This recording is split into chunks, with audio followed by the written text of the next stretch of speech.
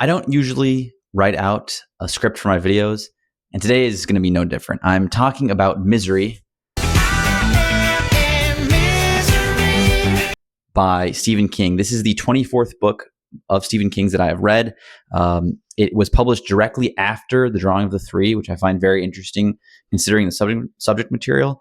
And I wanted to talk about a couple things about this book today, do a quick little summary review of it, and then talk about a couple points that I think are really interesting that this book has that are maybe beyond the actual just narrative of the story. So getting into the actual story of the book, it was made into a movie starring Kathy Bates, which she won an Oscar for her performance. I have not seen that movie, but I feel like a lot of people probably know that more than they know the book. Maybe it's maybe in the same vein as The Shawshank Redemption.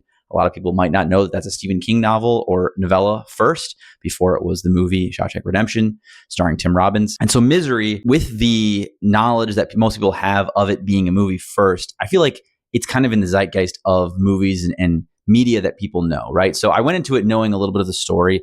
This writer gets into a car accident, is kind of found, saved, captured by this strange woman, and she ends up keeping him trapped in her house, kidnapped, tortured, until he writes her a story that she wants, that she likes. And there's the famous scene in the bed with the axe, all that stuff, right? So that's kind of some things that I knew going into it. I've read Gerald's Game, which is a self-contained, basically single location for the whole story type of story. This woman is handcuffed to a bed for the duration of the book. And Misery, in much the same way, Paul Sheldon, our main character, is bedridden. He's stuck to this bed. He is trapped in this house. He's locked in this bedroom. And throughout the story, things change slightly, but for the most part, it's single location. It's pretty predominant in that bedroom, in that house, with only a couple characters. And so it didn't seem like it would work very well to me in Gerald's Game, but I think that's a pretty well-written book. It's very concise. It does what it's trying to do very well.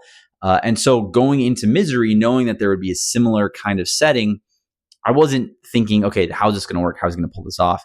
Because I kind of already had that hope in Stephen King, knowing that he is capable of doing something in that vein. So I went into it expecting a good story, knowing a little bit of the story already, but not fully expecting all of the intricacies and all of the finite details that it would hold.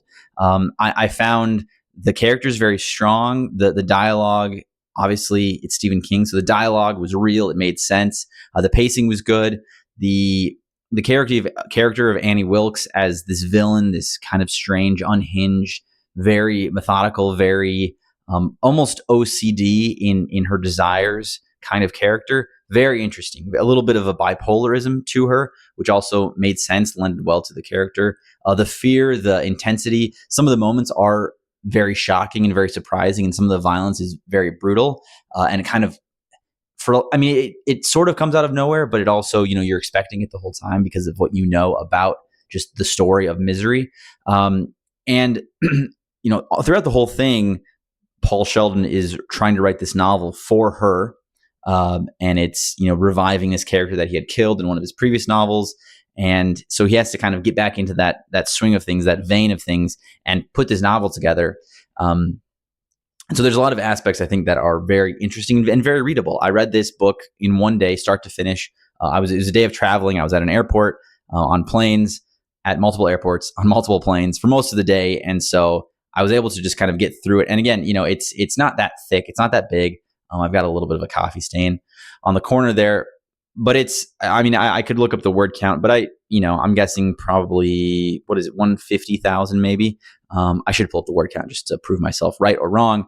But yeah, it's not that large. And in my small book summer video, I mentioned how it's about the same size as Dolores Claiborne. And again, that's a book that I also read very quickly. So it's concise in what it is, and it spans X amount of time.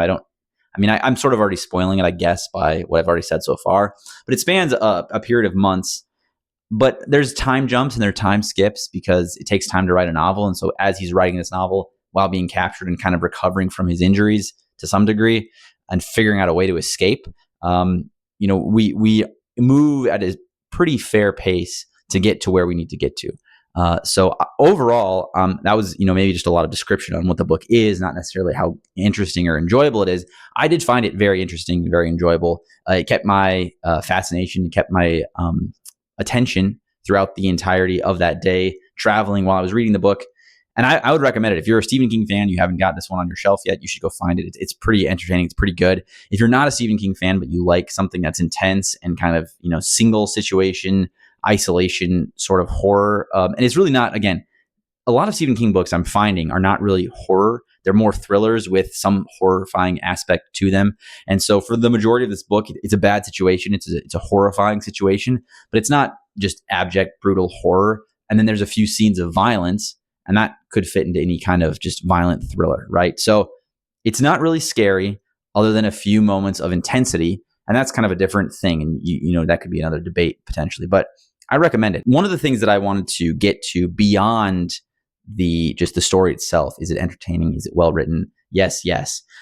Is this idea that Stephen King is trying to put into this novel, the idea of fan obsession. At this point in Stephen King's career, he's written a lot of really good best-selling novels. He's written The Shining. He's written Salem's Lot, Carrie, obviously, which kickstarted everything. He's got some major hitters under his belt. And so he comes out with this. And I'm sure at this point he does have big fans who have written him letters and said, hey, I can't believe you did this to that character. I can't believe you did this thing. I really wish you'd write another story with these characters because I love them.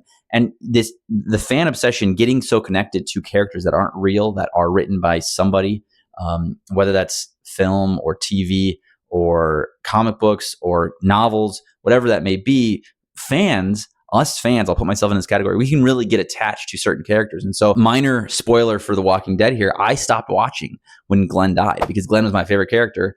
And I just thought, yeah, and I hadn't read the comic books. And so maybe I would have known and I would have never started watching. But I was attached to Glenn and I didn't want to watch beyond the show without him in it. So I would have been one who would have said, hey, I'm going to write to the showrunners and said, bring back Glenn. He didn't die. This is totally fake. There's some way to amend this. So in some senses, for certain characters in certain series or shows or TV or whatever that is, we can relate to Annie Wilkes. So that's this thing that's interesting. It's not this just completely psychotic person. We all have some character that we really would like to be brought back because we like them so much.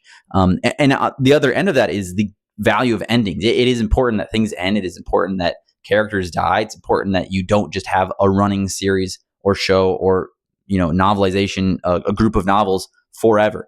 There should be ends to things because life ends, and it's valuable to have starts and finishes to things to give us the chance to move on to something else. Even though I know that I still didn't want Glenn to die, and I would still be watching The Walking Dead. But it is what it is, and other people are okay with those endings, and they're able to move on. And so the thought that we can see this character and we can go, I love this character. Please don't kill this character. I want this character to keep going. I want a million books with this character.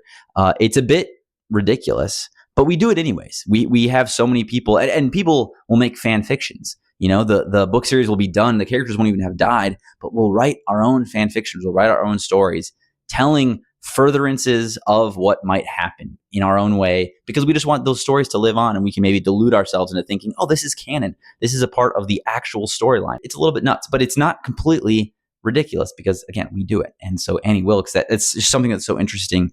And we should be more okay with letting things pass and moving on to something else. And if something stops that you liked, go on to something else. There's more things in this world than this one character. So it's maybe I'm talking to myself, let go, move on. Don't worry about it so much. And obviously I've never been in the situation that King is in, where he has people saying, hey, please keep this person alive, change the story, do something else because I like your writing, but I want you to do better. I have no experience in that whatsoever. I have no following. I have no published works. I have no one to tell me, hey, you should change this. So maybe we'll get there at some point. Obviously, the goal in all of this is to be published author and to be making a living doing writing and creating stories and creating worlds. Maybe we'll get there, and I'll look back on this video and go, what? Yeah, it's really annoying when people write you, but we'll see. We'll see what happens. And the second thing that I wanted to talk about in this video was this idea of the captivity of the writing process. Throughout the story, Paul Sheldon is trapped in this house. He's trapped in this bed. His legs are broken. He can't move. He's bound to the painkillers that Annie Wilkes has given him. So in more than one way, he's trapped to this room, to this typewriter, and to this story that he must now write to continue his life. And I felt in many ways there's sort of a meta narrative here. King is talking about the captivity of the writing process, how you write something and you kind of get obsessed with it. It becomes a part of you. You think about it often when you're not doing it. I many times when I'm not writing my book, I'm not editing my book, which is where I'm at right now in the process of it. I'm thinking about it. I'm thinking about things that I need to fix and adjust and how I need to make characters more real and fleshed out, and the things that I need to foreshadow for reveals in the future. And I'm constantly in my brain about this story. And I've had that happen with other stories that I've written in the past, other books. But this one that I'm currently working on maybe has the most of that. And so I did have I did have an understanding of Paul Sheldon in this world where he's kind of trapped and confined by his greatest fan, which in some cases, we're our own greatest fan. We're our own greatest critic, but we can also be our own greatest fan. And you kind of have to be. You need to believe in your own work. You need to believe that you can do this, that this book that you're writing, this thing that you have put so much time into, that you're focused on, has value enough to be sold, because you have to be your own salesman until you get somebody to sell it for you. And that's something that I've learned in selling, or in trying to query agents, and doing that whole pitch thing, and just iron sharpening your pitch down to the perfect thing. And here's the best blurb. Here's the best description. Here's all the books that relate to the book that I'm trying to sell. And you get very fine tuned and very focused in, and you still get rejections and all that, but you really have to sell it well. You have to believe in your own thing. And so that sort of means being a fan of it. And the fan inside of you wants you to finish the book, wants you to finish what you're working on and continue on. And so we're sort of hedged into this double position where one side of us goes, yeah, your writing is bad.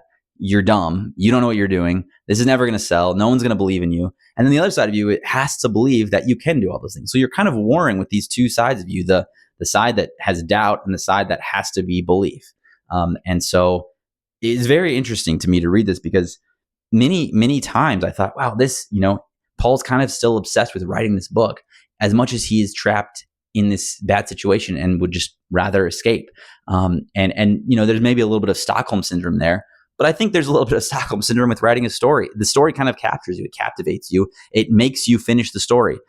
It kind of becomes its own thing. And as esoteric and as kind of mumbo jumbo as it sounds, stories in a lot of ways can have a life of their own. And that life can sometimes capture you and captivate you and make you finish and make you continue to work to get to the end result. Because the end, again, we do want to see endings and we want to have something finished. And so getting to that final, writing the end at the end of the product is valuable, and it is a good thing to do. That's my rant on by Stephen King. Very short, very concise, very attractive little book. I'm going to throw up a quick review from Goodreads that I saw, which I just think is hilarious. It's just kind of funny to me because this is a book with words in it, and Stephen King has written many books with words, and he likes words, obviously, so it makes sense. I don't really understand the critique here. The thought is that it's potentially too wordy, when this is one of Stephen King's probably shortest novels. So I just find it funny more than anything. But I enjoyed this tremendously. It's 4.5 to 5 stars. It's right up there. There's really no problems with it. It's maybe not as up my wheelhouse as some of his other stories. I'm a big fan of the Dark Tower series, so I kind of like that science fiction fantasy element. But this is great. This is a really good, captivating work. I recommend it. If you haven't read it yet, pick it up. Let me know in the comments. Is there something that you obsess over? Is there a character in a series or a show or a movie or a book series that you really, really wish didn't die, and you messaged the creator and said, please bring them back, please change your mind? Or are you okay? Do you think it's okay to just move on and accept that the author is the one in charge and we're along for the ride? What are your thoughts? Let me know in the comments. As always, thanks for watching. We'll see you in the next video.